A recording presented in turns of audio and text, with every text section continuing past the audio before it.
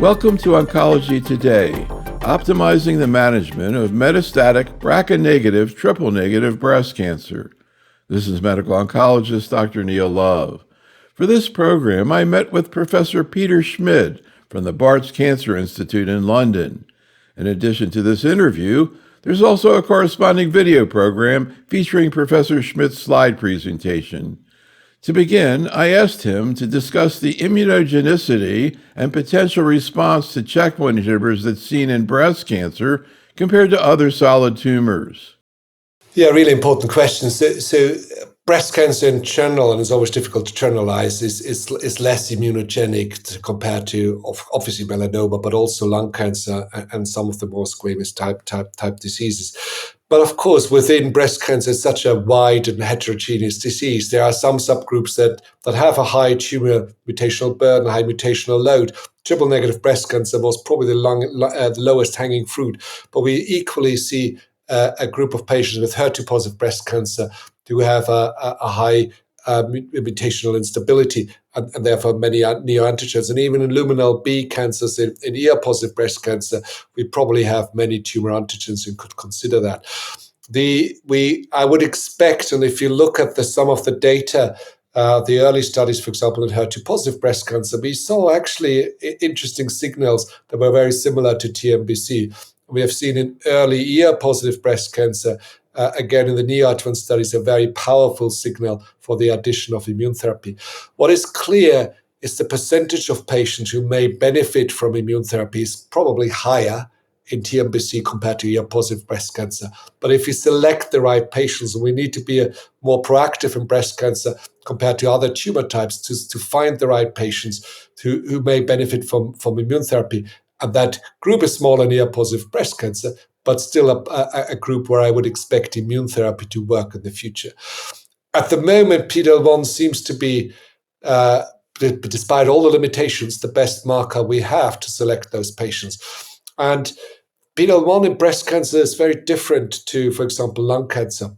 In lung cancer, in a substantial proportion of patients, PD-L1 expression is found on cancer cells. In breast cancer, most of the PD-L1 expression is actually on the immune infiltrate. And as such, there's a big overlap between PD-L1 expression and TILs. It's very difficult in breast cancer to be PD-L1 positive and not having any tumor-infiltrating lymphocytes. But obviously it gives us a little bit more information than just TILs because it also tells us about the checkpoint status. And so we are continue to work on identifying the right patients, but at the moment it is in TNBC, PD-L1 positive patients with whichever of the two established assays we are using. TNB is less relevant, but because it's generally much lower compared to other subtypes. But of course, in those rare patients who have a high TNB, immune therapy can be considered. And if they have TNBC, they usually are also PD-L1 positive. Have you seen any MSI high breast cancer? We do, but relatively infrequently. Similar to the tumor mutational burden, it's a small subgroup of patients, but they can be treated with immune checkpoint inhibitors per registered indication. But the experience with this in breast cancer is relatively limited at this point in time. So another sort of global issue I was thinking about as you were talking was about ADCs. And I don't know if I'm like the last one to sort of get this, so to speak, but, I remember when they first came out and the whole idea, the Trojan horse, and that the chemo that was in there was much more stronger and more toxic. You couldn't give it systemically and that whole model. And then we started seeing trials and trials and trials. And, when I take a step back, and it was only recently that I started to realize that in general, ADCs are more effective than systemic chemotherapy, not just in breast cancer. I know it seems kind of obvious, and also I think in general, although maybe the toxicity profile is a little bit different, that they're less toxic, less need for discontinuation than systemic chemo. Do you think that broad sort of, observation holds? So I think the first part, definitely. We ultimately can give we can give more targeted and higher doses of chemotherapy into the tumor. And that's what drives ultimately the efficacy. So it's a targeted treatment, but I would rather describe it as targeted chemotherapy, and that allows us to give more effective dose into the tumor. In terms of is toxicity higher or lower, that's a difficult question, because if you look at how these drugs were developed, we use very similar criteria to standard chemotherapy, looking for maximum tolerated doses.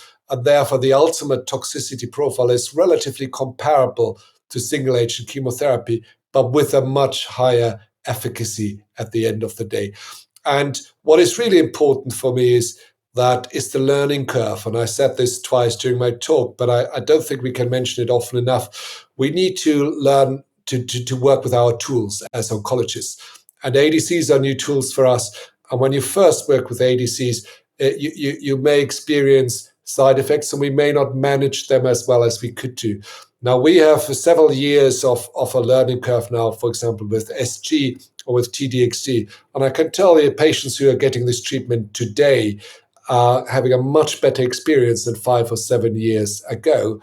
And many of the side effects we used to see are much, much better managed and controlled.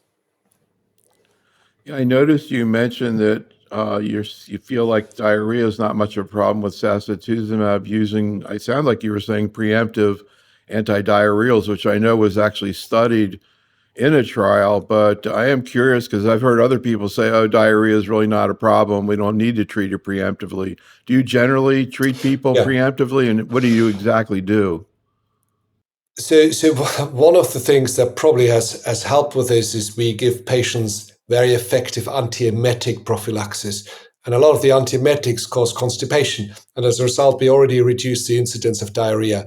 And then we don't start prophylactically on loperamide, but patients have loperamide at home, and with the first loose bowel motion start on loperamide.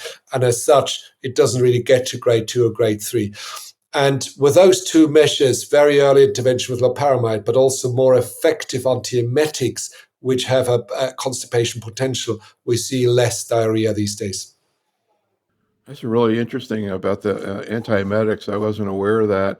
Another issue with SG, and again, preemptive strategies have been looked at here, is the use of growth factors. How do you think through the issue of neutropenia with SG? Do you view patients with a lot of chemotherapy or prior neutropenia differently? And how do you actually prevent and manage that with SG? So there are obviously different strategies applied in different countries and different hospitals. What I prefer doing is primary prophylaxis, and we can argue whether it needs to be a primary or whether it can be secondary. But I think in these pre-treated patients with TNBC, primary prophylaxis is certainly not wrong. And we give short acting GCSF between day 1 and 8, and then long acting after day 8. And with that, our risk of neutropenic complication has gone down substantially. I think that's also obviously helped by the lower rate of gastrointestinal symptoms, which is often a driver for neutropenic fever. And therefore, we see very little these days. I'm also going to bring up Dato-DXd and triple negative breast cancer. As you mentioned, it's approved now in ER positive, and there you have the choice of SG and a Dato, which I'm curious about, but sort of sticking to triple negative. First of all, any thoughts about when we're going to see first-line data with Dato and triple negative? Do you think we might see something at this upcoming ESMO?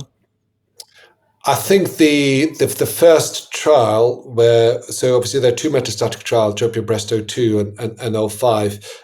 02 is probably going to read out earlier, and it will hopefully soon be in the public domain when that trial will read out, but I don't think it is far off from seeing data.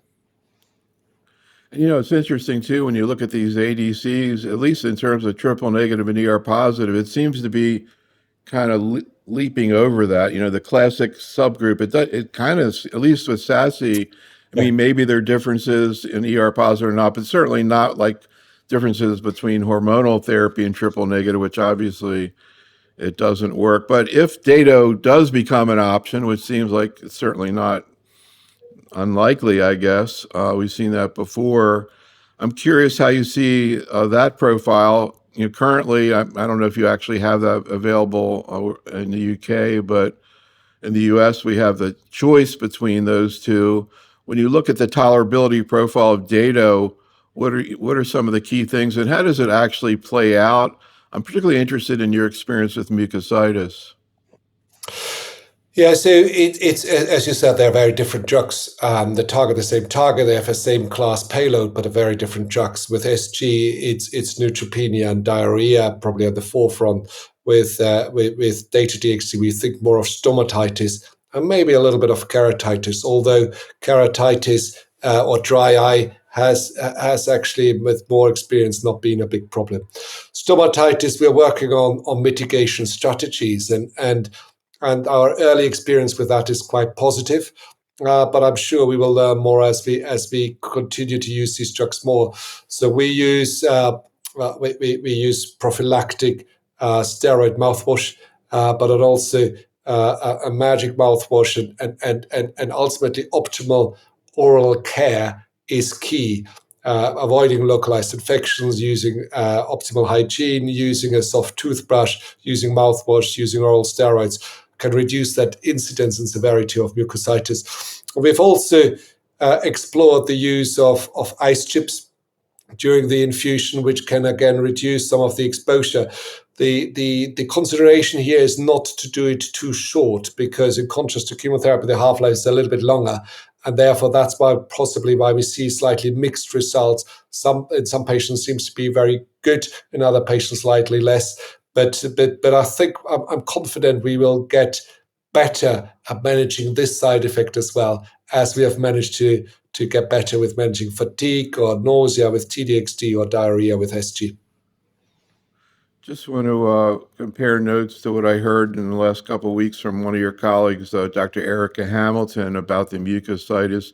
She really strongly emphasized the issue of preventing mucositis. She said once the mucositis Absolutely. is there, it's very difficult. Patients, according to her, they get started, they don't have mucositis, they stop using the mouthwash, they get into problems. I hadn't heard that before. Is that your experience? So I would agree. Start as early as possible. Prevention is always good. But what's interesting, it's as at the moment it's not an easily predictable pattern. It's a small percentage of patients who get stomatitis, but but in those patients it can sometimes be slightly tricky to manage, and that's why it is key to start patients on early prevention, but also early intervention. So I'm also curious about your approach to the HER2-low ER-negative patient, and we could call them triple negative, I guess, but an ultra-low, where I guess I don't think we really actually have data with hormone receptor ultra-low, but I'm curious for practical purposes, and again, particularly kind of putting aside, I don't know what kind of regulatory constraints might be there, but if you think about it purely from what's good for the patient, how would you think through the issue of sequencing? Obviously, particularly the issue right now, sacituzumab versus T-DXd, HER2-low and ultra-low. There's ultimately no right or wrong in TNBC. But if I look at ASCENT, the trial is a more than 500 patient phase 3 trial just in TNBC, which has a substantial benefit in PFS and overall survival. Now, the T-DXd data are based on just over 60 patients as a subgroup of the DESTINY-Breast04 trial. Those 60 patients obviously have an impressive benefit that's totally consistent with the benefit of the rest of the trial. But the overall level of evidence is probably a little bit higher at the moment for SG in TNBC.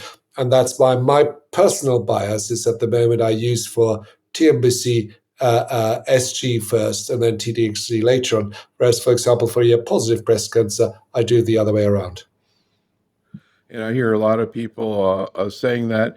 Any difference if the patient is very symptomatic, you really need the response? Do you think SG and triple negative offers the same response rate as T-DXd and HER2-low? So from what we see, I would say Probably, yes. It's always difficult to do cross-trial comparison, but the ASCENT trial, I think it's key to look at your control arm. The control arm was only 5% there, so it was a 7 times higher response with 35%. In the DESTINY-Breast04, patients were markedly less pre-treated than in ASCENT, and that's why the response rates possibly are higher, reaching almost to 50%. What is very clear, if you need to achieve a quick and high response, then an ADC seems to be better than chemotherapy, regardless whether we say dato or TDXD or SG. You also showed some interesting data, kind of look like a sequence. It might be better to start with TROP2 or SASI and then go to TDXD when you showed the, I guess, comparative data. Do you think there's any biology behind that? And do you even think it's real? I'm not sure it's real. What I would say is we have one really good shot on goal with a topo 1 ADC. And one of the topics we haven't touched yet is target expression. Where we look at the data, I didn't include this for SG. Of course, we know the higher the TROP2 expression, the higher the response. But the reason why we're not pre-selecting patients by TROP2 is because even with low TROP expression, SG was better than standard chemotherapy. And it's the same in HER2. If you look at HER2 high, the response rates are higher than in HER2 low, but it's still in HER2 low, TDXD better than standard chemotherapy. Now, if you take what I say, and so we have one really effective shot on goal, maybe in the future we need to be cleverer in the way we are selecting patients for their first ADC treatment. And if you have a patient with relatively high HER2 expression, but very low TROP2 expression, and you know your first ADC is giving you the maximum benefit, maybe that's a patient where in the future we should think about TDXD rather than SG, and vice versa. But at the moment, this is all done based on gut feeling, and there's no clear rational behind there how we select patients for that. I think ultimately your best ADC should go first, that has the best chances, and the second, most of the resistance is driven by the payload. Your second ADC will always be inferior. I was going to ask you about TROP2 assays and whether we just sort of have given up on trying to look at TROP2 assay results and efficacy. There was this assay reported at one of the lung meetings last year. I think it was actually for data, but again, it was in non-small cell lung cancer, some membrane. I don't know, they did it a different way. And there they did see, it looked like they could predict benefit. Do you think at some point we are going to be doing TROP2 assays or not going to happen? I think that's almost a political question. Scientifically, I think it will make sense. And scientifically, the study I would love to see is that you have your standard treatment, which is an ADC, and we have a target expression selected ADC treatment, where you say high TROP2, you choose this, a high HER2, you choose that, high whatever HER3, you choose that. And my gut feeling would be with a target selected or expression selected ADC treatment, we get a little bit further. But of course, these are studies that go across multiple compounds and are probably, as most of the studies we are not funded by universities or by research organizations, but more by the manufacturers, are probably studies that are not going to happen in that way. I would find it very interesting. So I got to compare notes on one other thing I asked Dr. Hamilton about, and our discussion here about targets made me remember this, which is I've heard people say about agents like Dato-DXd, oh, it has a DXd payload, so we need to be concerned about interstitial lung disease. And I asked Dr. Hamilton, is that really true? Or is the ILD that you see with TDXD more related to more HER2 receptors in the lung? So I'm curious, like, do you think that other other payloads similar to TDXD, like Dato-DXD, have a high rate and same level of severity, or is there something different about a HER2 ADC and ILD? I think it is very specific to an individual drug. Now, of course, an ILD is obviously, as we both know, is a mixed bag term. We have known for decades that with trastuzumab we can see pneumonitis. As with many other cancer drugs, we can see pneumonitis with paclitaxel, we can see pneumonitis with everolimus, and we're just calling it ILD here. Now, it seems to be the combination of a HER2 antibody with a DXd payload that has that slightly higher rate of ILD, but we do see ILD with data DXd as well, but at a lower level. So it's not just the payload, it's the combination of payload and antibody. So another thing that you mentioned in your presentation, I think it came up in one of your cases I thought was really interesting, was this issue of fatigue with ADCs. I think you were referring, there was a patient who's got sacituzumab. I don't know if it is a general thought you have about ADCs in general, but can you talk about your experience with fatigue when you have an ADC or sacituzumab, when it occurs, what people say to you? And you were saying that kind of there's a tachyphylaxis to it. Yeah, it's a really interesting question where I'm not sure whether others have experienced the same, but I remember a number of patients where I gave them the first cycle of an ADC, and they came back and said, "What have you done to me?" And so we say, "Okay, let's keep going." And with the second cycle, it got much better. And so I now often warn patients and say, you may feel more fatigue in your first cycle, but often, and I have no explanation why, but often it clinically seems to be better in a second cycle. And if not, then obviously we adjust the dose. Do you think it's like a CNS effect? I have absolutely no idea. I would love to learn more about that. I would also obviously know whether that's just me who has experienced this or whether other people have seen this as well. But I've seen it in a fair number of patients that it gets better without dose reduction. But we do then reduce the dose if it doesn't get better. Just out of curiosity, do you see more insomnia with ADCs? So, I mean, insomnia is a difficult symptom again, and it's in breast cancer patient something we see very widely distributed.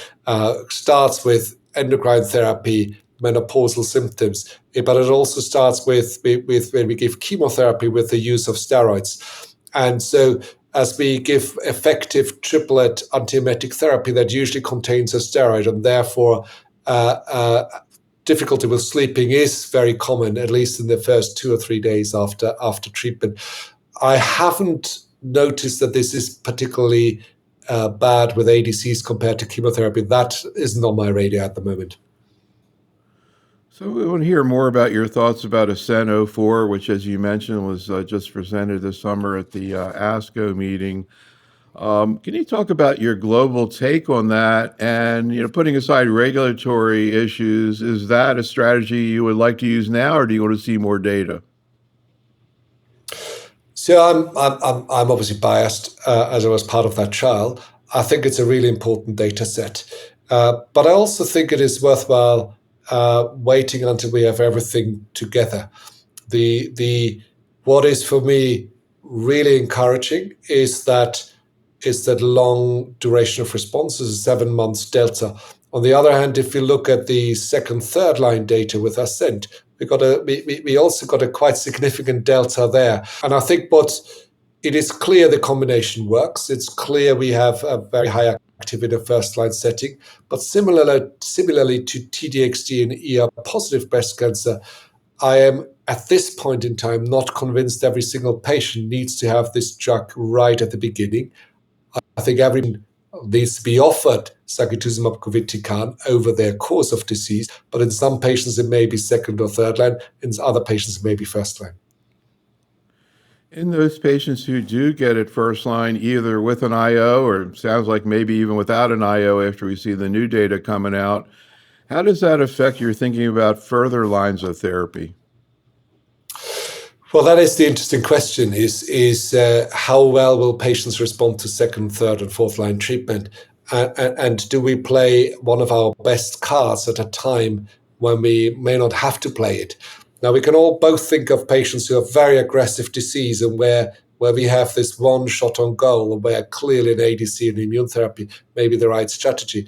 But you can also think of patients with slightly more smoldering disease where as the cancer becomes more resistant, it's even more important to have an effective treatment.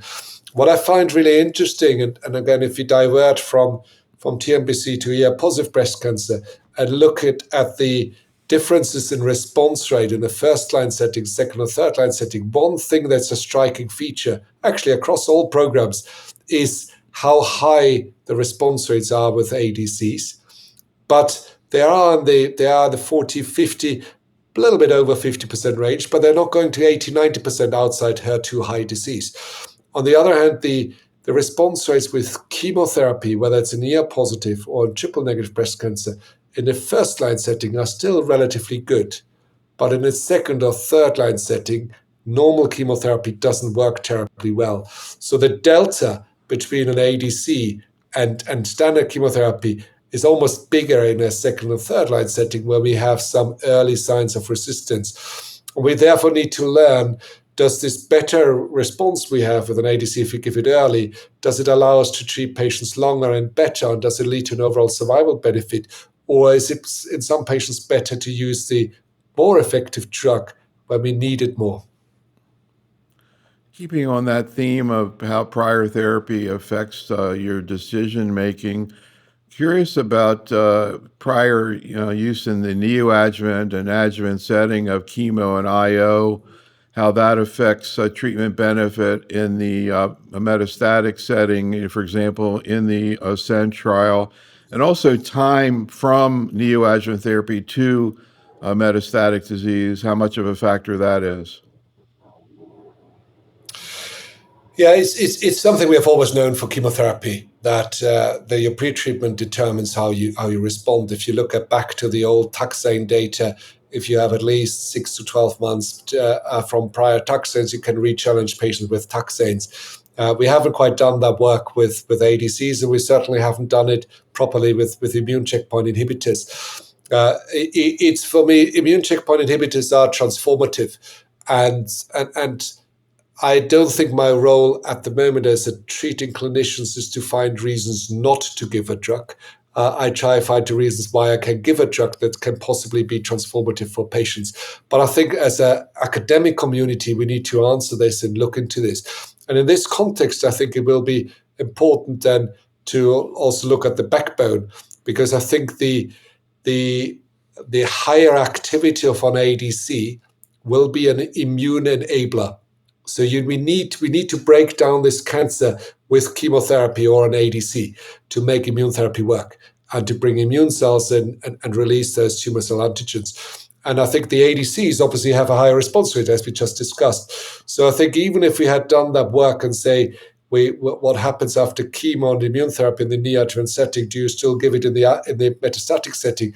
If you combine it with an ADC, it may be a slightly different biology, and therefore I would rather give the immune checkpoint inhibitor too often than not often enough. What's going on in terms of development of ADCs with non-chemo payloads? I've heard that there's like immune payloads that are being looked at. Kind of reminds me a little of a bispecific in a way.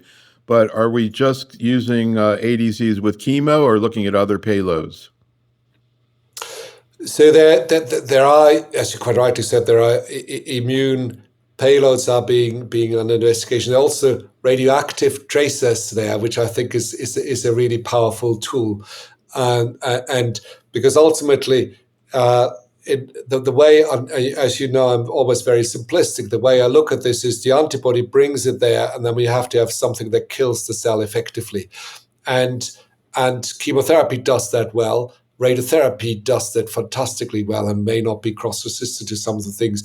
Immune therapy could work, but it comes down to what mechanism we utilize. You mentioned bispecifics again. That's a really interesting area, and of course, there's a lot of interest and hope. For example, in the PD-L1 VEGF bispecifics, and you heard me mention bevacizumab as a drug, which is not very often used in the US, but there's clearly a potential of VEGF targeting drugs and making tumors more immunogenic or more susceptible to immune therapy. And if you have this now in one molecule, I think some of the early data are really interesting, and I'm curious to see how this pans out in the bigger studies.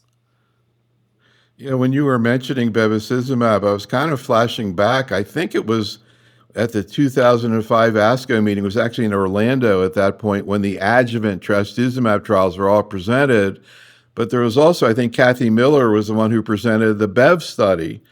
And at that time, it was positive, but that was 20 years ago. And now, as you say, it's going in the United States, but being used other places, including in Europe. What's the thinking in terms of the benefit of BEV? So it's a difficult question, and I think there's a little bit of politics involved as well. Because if you think about, you could probably give me names of 10 drugs that were approved based on a PFS benefit and not an OS benefit. And what we saw consistently with bevacizumab was a PFS benefit and a better response, but we did not see an overall survival benefit. And as a result, for reasons that I can't fully explain, it was in the US, it was decided not to continue with this drug, whereas in the rest of the world, many centers, hospitals, and countries said, actually, we have a better response, we have a longer progression-free survival. That clearly is something positive, even if patients may not live longer. So I think that's a unique situation, which is not just factual, but there's also possibly some health politics kicks in. So a couple other related things that kind of popped into my mind, kind of a little bit off of triple negative, but still the same basic principles. We were talking about bispecifics, and I'm getting ready right now to do a CME program next week on biliary tract cancer. Nowadays, we can do an entire program just on that. And one of the drugs there that's approved that's very interesting is zanidatamab, the anti-HER2 bispecific. So, what do we know about that in breast cancer and in general? Again, this idea of, lung cancer, they have, I think, amivantamab, same thing, hitting a receptor in 2 points. Any thoughts about Zani and also that kind of strategy in breast cancer? Yeah, so combining bringing in some of the immune effects is obviously particularly interesting when you treat with HER2 target agents. So I think these are for the right group of patients. Very interesting drugs. The challenge is always this is not a conventional targeted drug where you say, this is my target, this is what I do, this is the target population. But we have to, for example, use this to enable a different antibody to work more effectively by activating the immune system around it. I think it's an interesting concept. So again, slightly off of triple negative, but related to what we're talking about. We were talking about the possibility or maybe likelihood that Dato-DXd may become part of triple negative management. But as you mentioned, it's already with ER positive.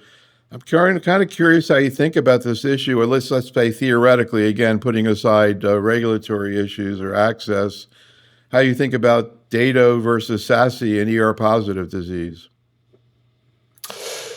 Yeah, it's very difficult to do those head-to-head comparisons, isn't it? If you look at the actual trials, the Dato-DXd trial was in an earlier line than the sacituzumab govitecan trial, and there were, for example, no fourth-line patients in there. So if you try to cross-compare those data, then that is always unfair, and I think it's very difficult to do that. We can better compare the current performance of Dato-DXd with T-DXd, different target, but they were at least trials in a very similar patient cohort. And the T-DXd data I've always been very, very impressed with, whereas where we also see a very clear signal in OS, which to date we haven't seen with Dato-DXd in ER-positive breast cancer. So I think for me at the moment, the front runner in ER-positive breast cancer is T-DXd, personally, as a first ADC. And then at the moment, the second ADC, yes, one can use Dato-DXd, but a lot of people feel a little bit more comfortable using even if it's the same class, still a slightly different payload.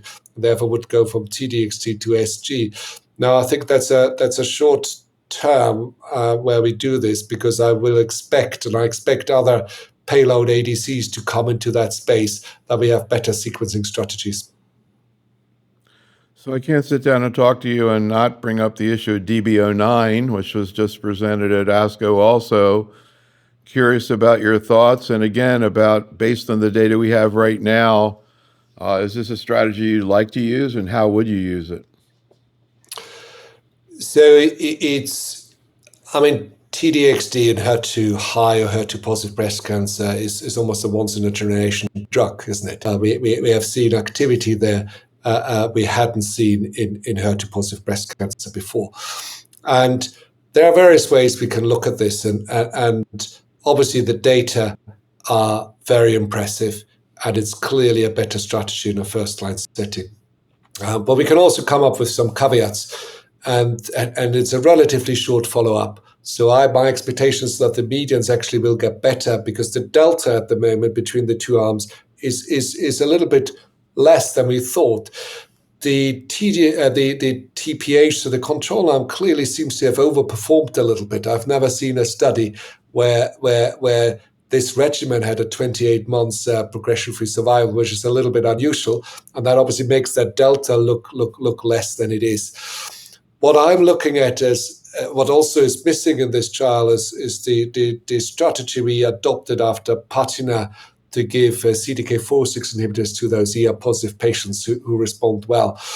So all of that is sort of the long-winded explanation that I probably wouldn't use it yet in all patients. But for example, in ER-negative patients, aggressive disease, I think it's a fantastic strategy even now. I think we will have to see what is the OS benefit ultimately, because if you can achieve with TPH and then a CDK4/6 inhibitor and ER-positive breast cancer already a good control of disease for 3.5 years, and now we can also with TDXT on average have an effective treatment for another 3 years, we will need to see how long and how effective are other treatments after TDXT. So there's no doubt that TDXT is the most effective treatment, but what do I do after TDXT? That I'm not entirely sure about. That's why I would wait a little bit before I say this is a strategy for all patients, and overall survival is obviously an additional important feature that will make our decisions easier. When this all gets fleshed out, I guess maybe a couple years or who knows longer, do you think pertuzumab still going to be there, or just TDXT alone? It will be interesting to see. I'm not convinced that the pertuzumab will add as much as we think to this powerful ADC TDXT. But I may eat my words when the other comparison is going to be presented. I wouldn't be surprised if the data are not massively different, but let's see whether I'm wrong. I second your prediction for what it's worth, but we'll see. I always follow your lead. Yeah, right. I guess another issue is, again, if you get in a position where you're using TDXT up front and the patient's tolerating okay, are you going to use it indefinitely or stop and go to a maintenance strategy? That is a really brilliant question. And there are academic studies ongoing. I think a lot of us feel it would be a fantastic induction treatment, and then you maintain with dual HER2 blockade with trastuzumab, pertuzumab, possibly then with a CDK4/6 inhibitor, or bring some of those novel agents in there. But these are studies, they're very difficult to do, and then it comes down to what level of evidence do we need. I think a lot of clinicians I talk to would love this as a strategy, but that's obviously not going to be an approved strategy, and doing a big Phase III trial with such a concept will be very difficult to do. Would you want to see a Phase III trial before you added in Palbo or another CDK inhibitor, or you'd be okay doing it now? So I think the situation in the US is slightly different to other parts of the world. We are always very limited in what we can do based on evidence. And so If you ask me, what do I feel is a great strategy, I would say it definitely is a great strategy, induced with T-DXd, then being trastuzumab, pertuzumab, and endocrine treatment with CDK4/6 inhibitors, maintenance treatment.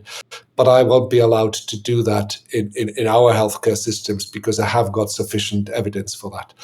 The other interesting question there would be, can we then re-challenge with T-DXd, which I would love to do? So you induce, you maintain, there's progression, you Yeah. bring T-DXd back in, Yeah. and I think that could work as well. That would be, from a patient perspective, very attractive, minimizing toxicity and keeping that efficacy. Yep, they're doing that in prostate cancer, but that's another story. Yeah. Intermittent endocrine therapy, but yeah, that's a fascinating thought. This concludes our program. Special thanks to Professor Schmid, and thank you for listening. This is Dr. Neil Love for Oncology Today.